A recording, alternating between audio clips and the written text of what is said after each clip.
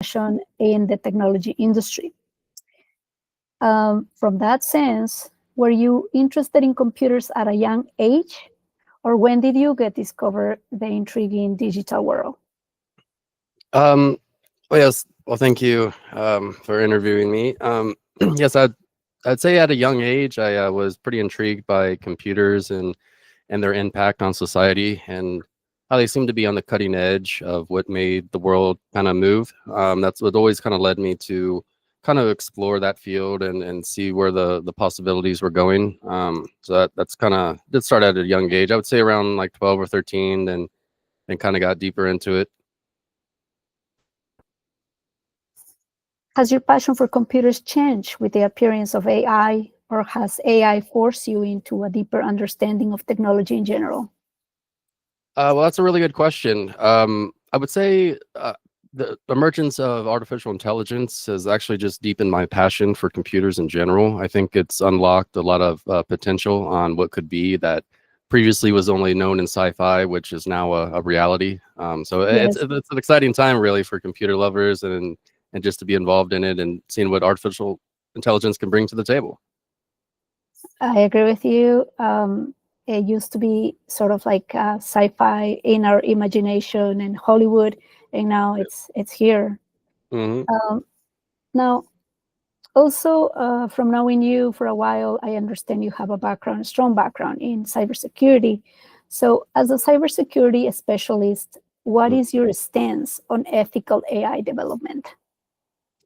Well, that's also a good question. Cybersecurity has been kind of impacted uniquely by artificial intelligence, where it does require a lot of ethical guardrails because without them, artificial intelligence can, of course, create and exceed the complexity of what's known as viruses, zero-day viruses that can cause a lot of harm to computers. And when AI is constructing these viruses, it's a lot harder to defend against. So it becomes a cat and mouse. And if especially governments are developing cyber warfare with artificial intelligence, these kind of things have to be considered just like an ethical constraint with atomic weaponry.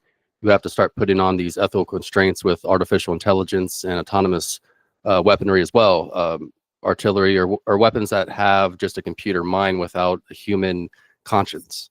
So I I think see. it's a very serious concern, and there should be international treaties adjusted and signed to address artificial intelligence and cybersecurity specifically. Good, I see, I understand. Um, I understand also you have created AI products that can benefit different industries.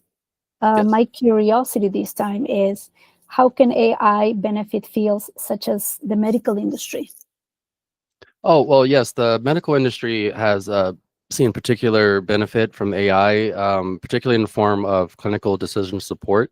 Um, for example, we are developing a system within HIPAA compliance that allows for what's known as RAG, retrieval augmented generation, that allows you to basically centralize your information into one spot so that you can then have a large picture and interact with your data in different ways.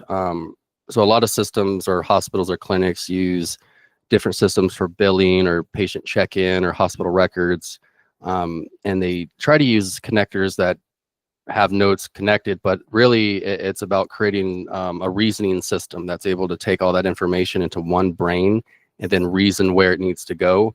So if you need to ask or produce a document that needs to go through a policy procedure, you can submit it through your AI and it can make sure it checks all those complex boxes like this patient treatment plan's good to go, and can help with risk mitigation and prevent errors just by providing a deep level of checking all that complexity.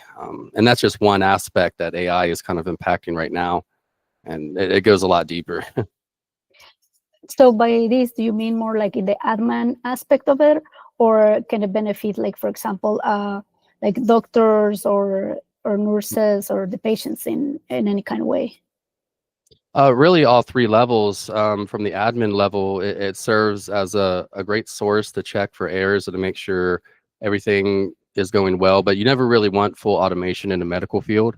But what this Okay. is allows like the enhancement in error protection. But For the doctors, though, they've seen a dramatic increase. For example, they wait for reads on CAT scans or CT scans, and using AI software, large language models, has allowed for identifying problems in these scans at a much faster rate, up to 40% faster than previously. So doctors are able to get these reads and get to the patients faster and get the diagnosis at a much faster rate by using this AI technology.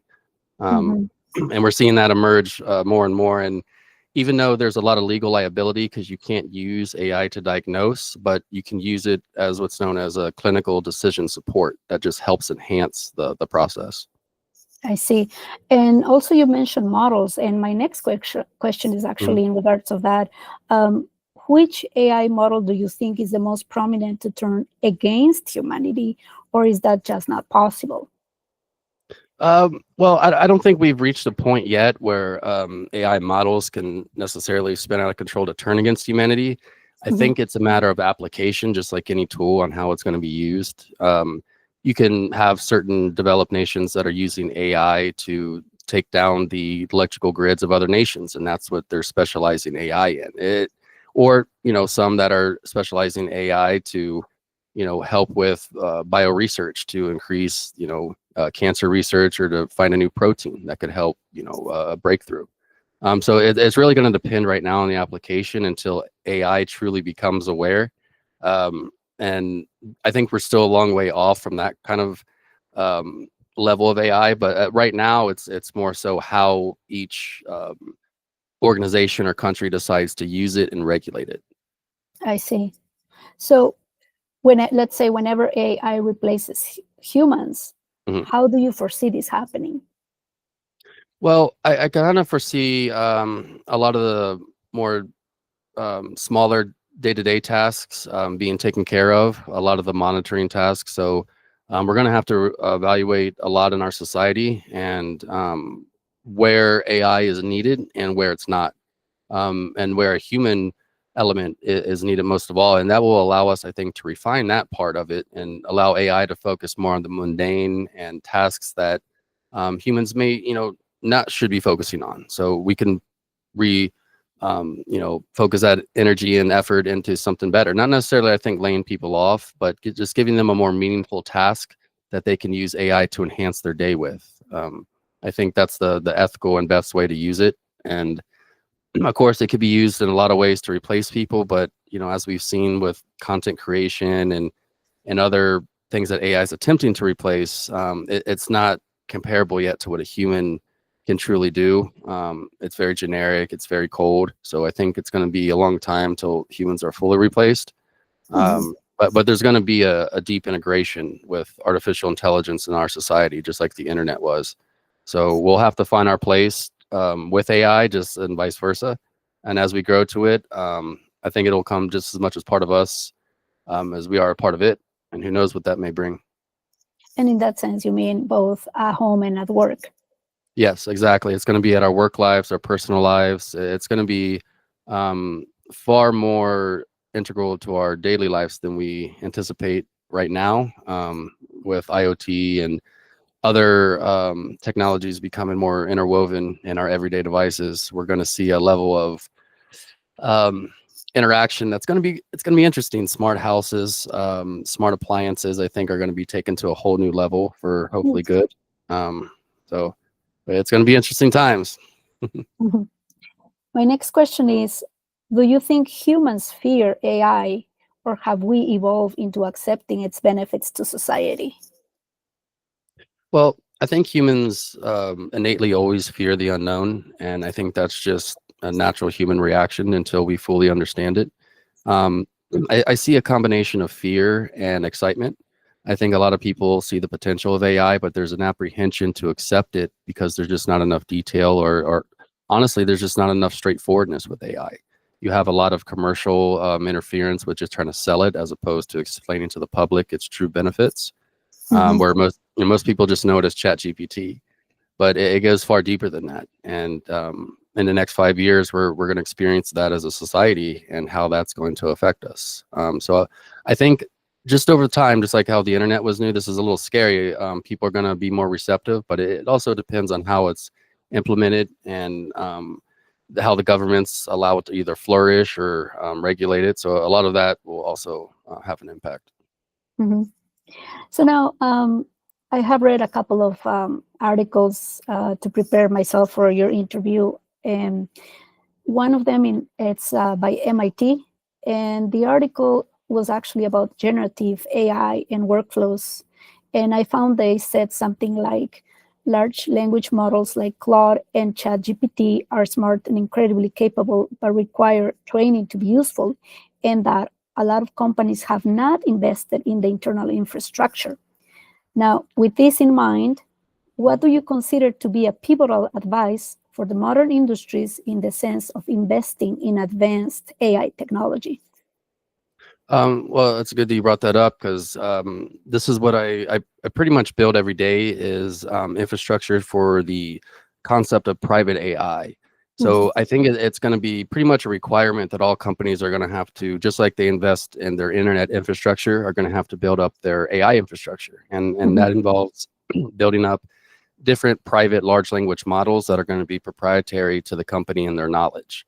So you're going to have an AI that's going to know everything about the company, everything procedure wise, but also the personality, and something that the company is going to be able to control 100%. So you'll eliminate the hallucination factor of wrong answers, inaccurate information, and this will benefit a lot of companies because you can control it, you can train it, and you can also build it into other systems such as smart SMS, voice, a lot of other potential integrations that can allow for companies to flourish really, Mhm. and to find ways of efficiency that they never thought were even there.